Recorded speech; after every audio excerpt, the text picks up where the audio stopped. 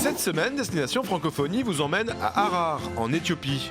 Cette ville musulmane enclavée dans l'est de la très chrétienne Éthiopie semble figée dans une époque irréelle. C'est ici que Rimbaud est venu vivre les 10 dernières années de sa vie.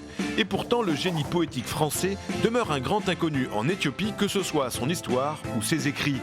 Or, 120 ans après sa mort, les Éthiopiens vont enfin pouvoir découvrir dans leur langue l'amharique, les fabuleux poèmes de l'homme aux semelles de vent. Bonjour. Rimbaud et l'Éthiopie, c'est pour beaucoup d'amoureux du poète une machine à fantasmes. C'est en effet dans ce pays qu'il part à 25 ans en décidant de ne plus jamais écrire. Et il tiendra parole, lui qui deviendra commerçant, trafiquant d'armes, bref, un aventurier qui fascine encore aujourd'hui. Pourtant, les Éthiopiens ne connaissent pas l'œuvre de l'auteur du bateau ivre. Alors, l'ambassade de France en Éthiopie et des passionnés de Rimbaud se lancent dans la traduction de ses textes en amharique, la principale langue éthiopienne. Le recueil, édité localement, fait découvrir pour la première fois les Illuminations ou une saison en enfer. Et cela de manière vivante, à travers des lectures-spectacles où le français et amharique se confondent pour faire vivre en Éthiopie la langue de Rimbaud. Car contrairement aux idées reçues, il a marqué l'histoire de ce pays.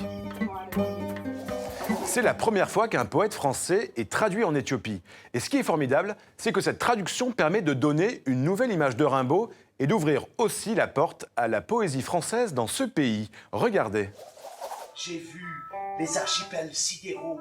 Arthur Rimbaud, c'est quelqu'un qui a été au summum de la littérature, mais qui a également décidé de vivre l'aventure et qui était un vrai aventurier. Et ici, en Éthiopie, il a rencontré des peuples qui vivent la poésie. Et je pense que c'est ce que Rimbaud recherchait. Cette traduction de Rimbaud ouvre la voie à un double mouvement. Le mouvement de cette dynamique de traduction du français vers l'amharique et également de traduction de l'amharique vers le français. Rimbaud est le véhicule et le train qui ramène la poésie, donc c'est bien qu'il serve à ça, et en même temps, ça peut lui-même, il peut retrouver une image normale en Éthiopie, qui est souvent une image très contrastée, le colonialiste, le ceci, l'homosexuel, enfin qui est très stéréotypé.